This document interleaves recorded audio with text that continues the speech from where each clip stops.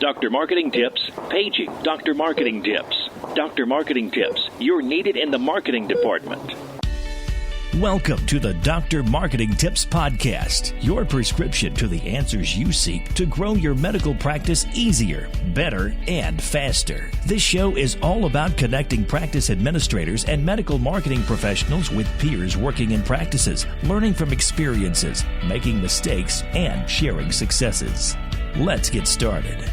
Hey there, welcome to the Dr. Marketing Tips Podcast. This is your host, Jennifer, and this week I am joined with Dr. Barbara Hales to discuss all the secrets for successfully marketing your medical practice.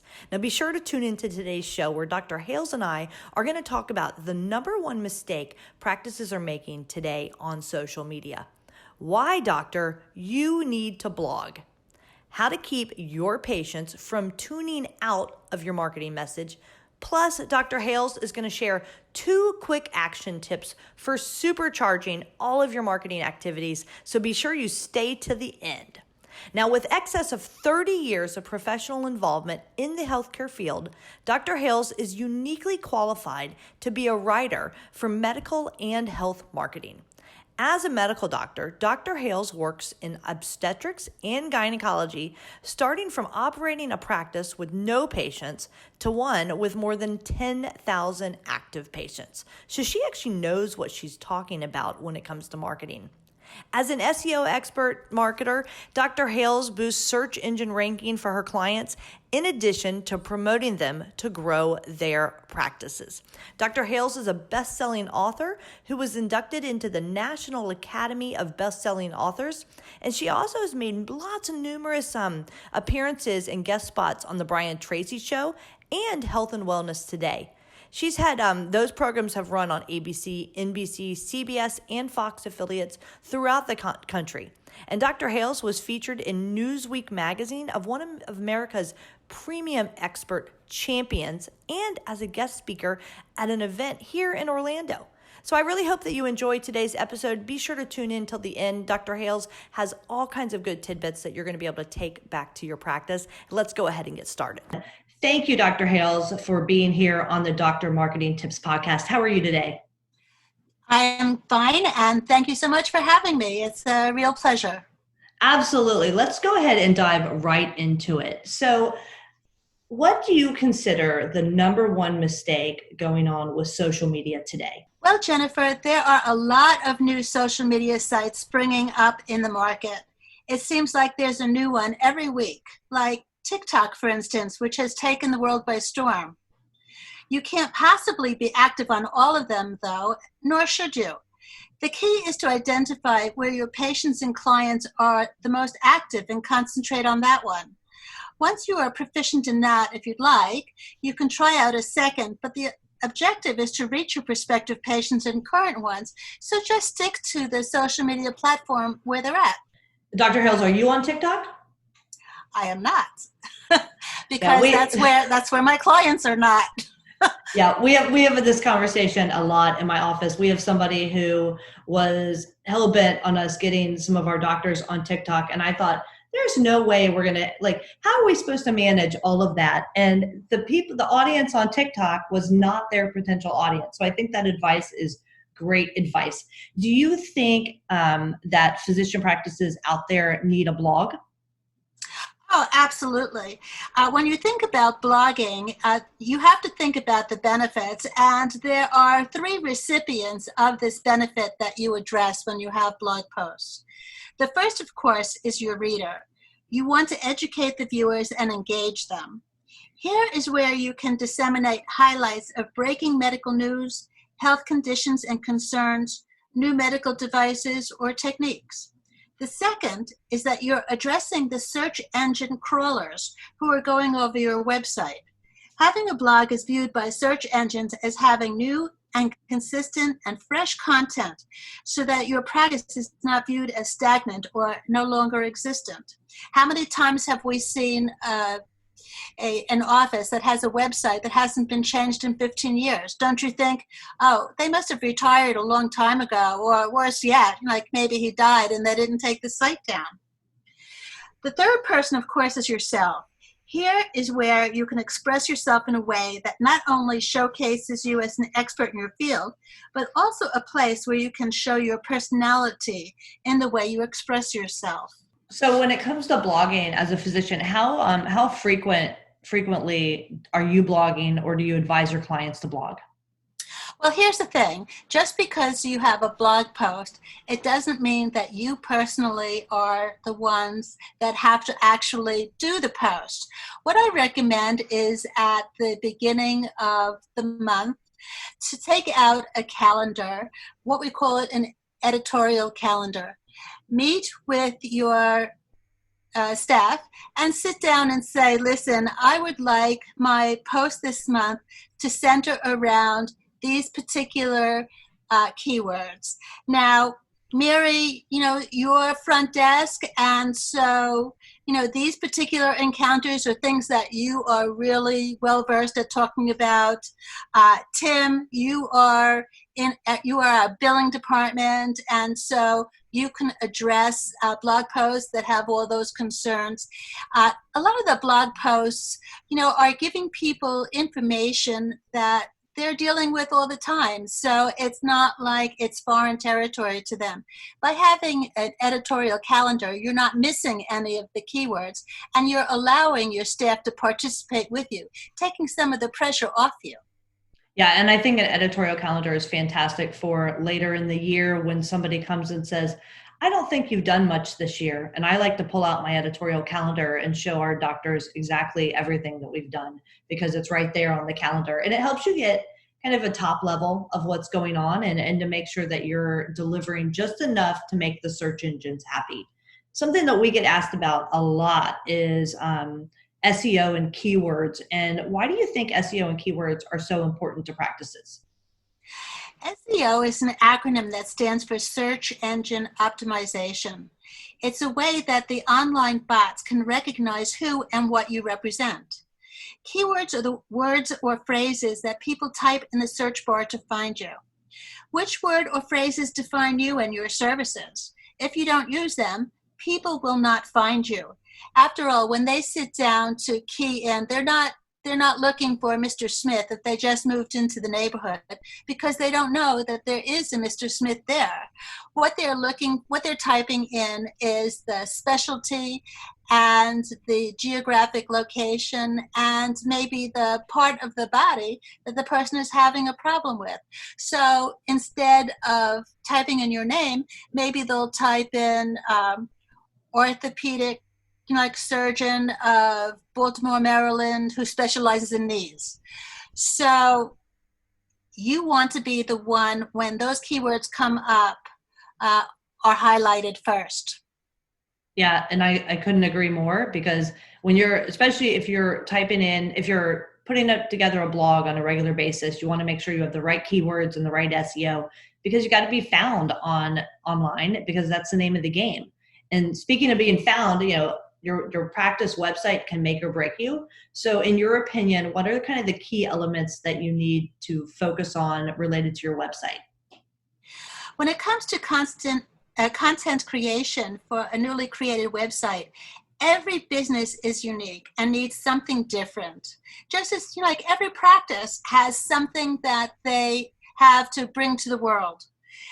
But every website should have certain key elements in common. You need to have a home page, of course. That's the page that you see when you first come onto the site. This is the page most people will see first, and as such, it should tell everyone what you do, who you are, and what your company does.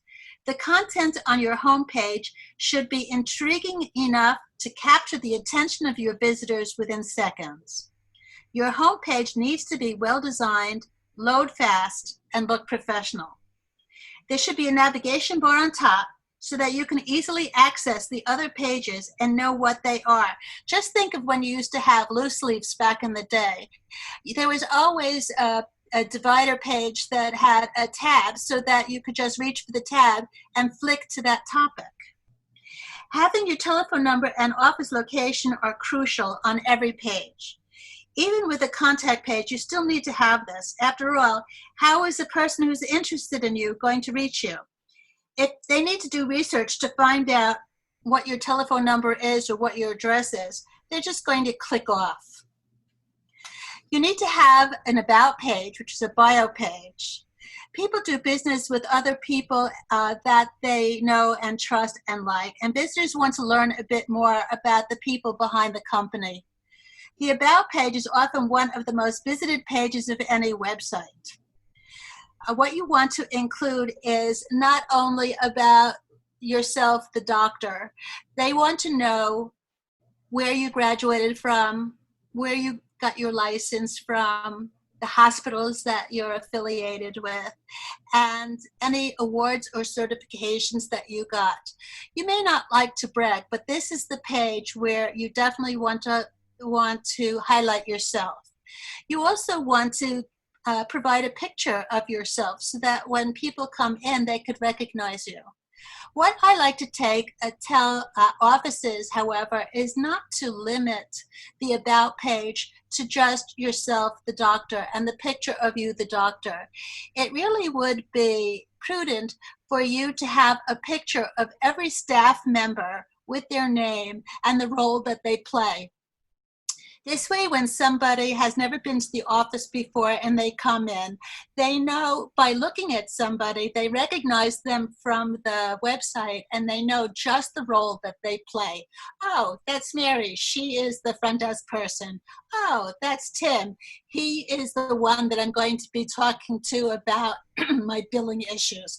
So it's really important that you include everybody on staff. Then you want to have a service page. You want to be able to list details about the services that you provide. If there's a special technique that you do in the office or a surgical procedure, you want patients to know about it. Give a synopsis of the services that you provide with bullet points of services and short explanations, and links to learn more about specialized services. You know, what you can do is to mention the service and then give a link to a video so that patients can understand it more. In addition to that, you can also give a page that has who is eligible for this procedure, who, would it be a great condition to treat, who would this be a contraindication for, etc. So they have a better understanding. If patients understand everything that's going on, not only will they be able to more sensibly choose their options, but they will be more compliant when you give your advice. Then you want to have a contact page. Your contact page should show potential patients all the ways that they could get in touch with you. It's important to have your phone number, email address, and physical mailing address because, patients want to contact you in different ways depending upon who they are and their age and what they're comfortable with. You can also include here all of your social media accounts, your mailing address, your phone and fax number if you have a fax number, and even your business hours. And then lastly, you want to have a blog attached to your website. Now, the blog is viewed by search engines as fresh content. Every time you upload another blog, they view the entire website as being fresh. And it's made up of posts like journal entries.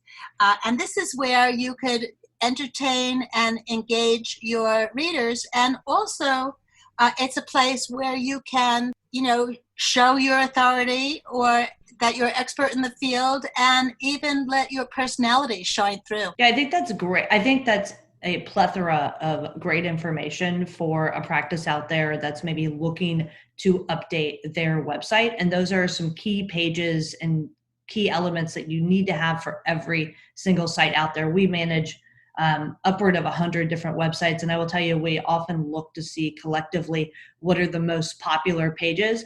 And hands down, it's the location page and the provider page. And so what you were saying about make sure you have a headshot, make sure you talk about your awards, make sure that you add your most recent reviews on there as well. Make sure that people want to know who it is that they're going to see. And make sure, I would add this one, Barbara, to your list, make sure that your phone number is clickable. because most of our websites are now accessed on a mobile device. And if your phone number isn't clickable, then people can't scroll through it and call you to make an appointment. But that is great information. Are you ready to make marketing easier?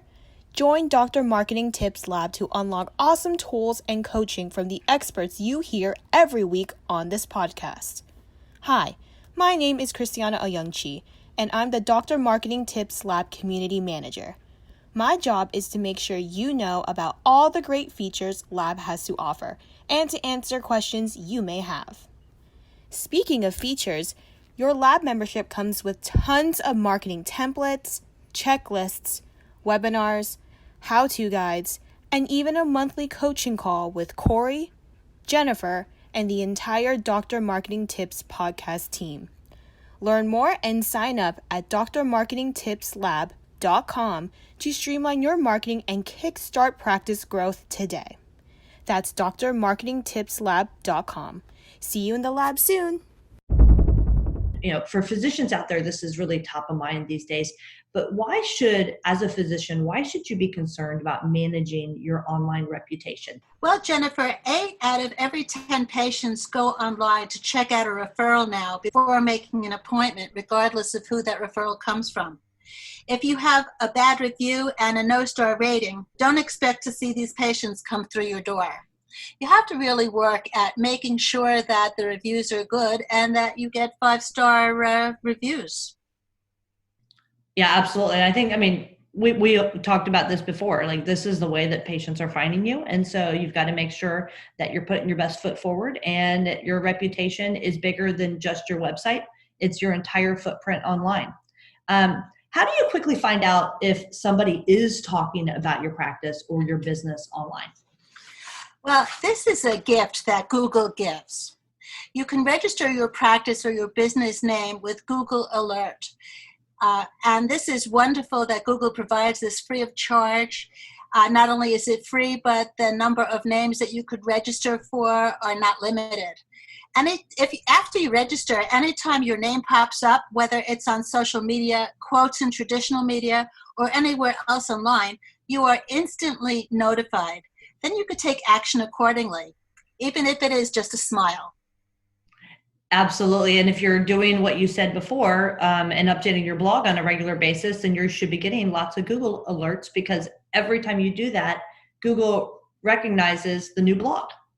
Absolutely. And hopefully your engaged viewers are then taking some of the snippets out of it and citing your quotes. That's right. So people have very short attention spans right now, including our patients. So what are some of the ways that we can keep our viewers from tuning out to all these messages? That's a good question that a lot of people are wondering about. First, ask yourself whether you are entertaining and engaging your viewers instead of simply droning on. Just remember when you were in school and the teacher went on and your mind started to drift away. This may mean adding videos to more fully illustrate the ideas that you are trying to get across. They may also include photographs and GIFs. After all, how many times have you seen a GIF of a puppy or a baby and laughed? And you remember that. You remember how you feel when you saw that. It's entertaining and it keeps you on the page longer.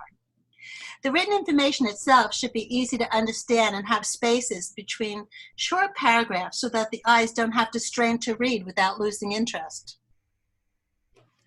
Yeah, we've been using GIFs in some of our social media marketing. We have a couple of urgent care facilities, orthopedic urgent care facilities we work with, and there's a ton of great GIFs out there of people, falling off ladders or not injuring themselves in a negative way, but just kind of funny stuff. And we've been using it in some of the marketing during COVID, and we've gotten some great response to it. Just kind of fun stuff. So my next question is near and dear to my heart, because I've got 2 doctors that I work with right now who have just launched books that they have written and been published. So why do you think that authoring a book is so important? Having a book that you write distinguishes you from your other colleagues. The perception that patients have is that if you've written the book on the conditions that your patients are looking to get advice from, you must be the expert or authority in the field. If you don't have the time to write the book and you'd like to have one, you can easily outsource it to someone or an agency that offers this service. But let's face it, if there are 5 specialists on the block and they each do the same surgical procedures and they each are affiliated with the same hospital and they have similar practices, how do you distinguish who to go to? Well, of course, you're going to go to the one that wrote the book because that person is the authority. That makes perfect sense. And that's why we've got a couple docs out there that have written some books of recent, because they are an authority, and that's a great way to create authority, especially amongst peers. I think, any kind of published journal articles or books for that matter are definitely something that really create a great referral relationships from a peer-to-peer standpoint. So Dr. Hales, let's go ahead and wrap this up. Can you share maybe 2 quick action tips with our listeners out there in the Dr. Marketing Tips universe? Sure, Jennifer. Now, these are very sensible, helpful tips that you won't hear in a lot of places. Maybe it's too practical. But the first is to buy the domain that has your name and the name of your practice. In terms of your name, you may never use it, but owning it prevents anybody else from using it. So, for instance, wouldn't you be upset if they put out a website with your name and said you were a porn star or exotic dancer? So you want to own that site even if it's never used. The second is to fill out the profiles on every social media site. It's a gift for you to be able to give your information, highlighting your keywords on these profiles and drive traffic back to your website from it. Even if it's a social site that you don't actively participate in, you can still have the profile up so that when people do searches, your name comes up. Yeah, I think that's great. And so back to the first tip that you had, just for the listeners, because sometimes I do share these things. So years ago, I was in elected office and I had my own website. So my last name is Thompson. So it's Jennifer Thompson. And I own jenniferthompson.net. And one day my site went down and we couldn't figure out what in the world was going on. And it was because there in Europe, there is a porn star and her name is Jennifer Thompson. And Jennifer Thompson was dating the #1 soccer player in the world. And it was hitting all the tabloids. And when it hit all the tabloids, it blew my website up because I owned the domain because of a porn star dating a professional athlete. So it's a great example and it's something that actually happens. And so if you can buy your name, you should absolutely buy your name right now. It did make your name a household word. Yeah, it did for a little. They were very disappointed when they came to my political website and didn't see what they were looking for. But with that, Dr. Hales, if our listeners want to get in touch with you or find out more, where can they find you? They could go to The Medical Strategist.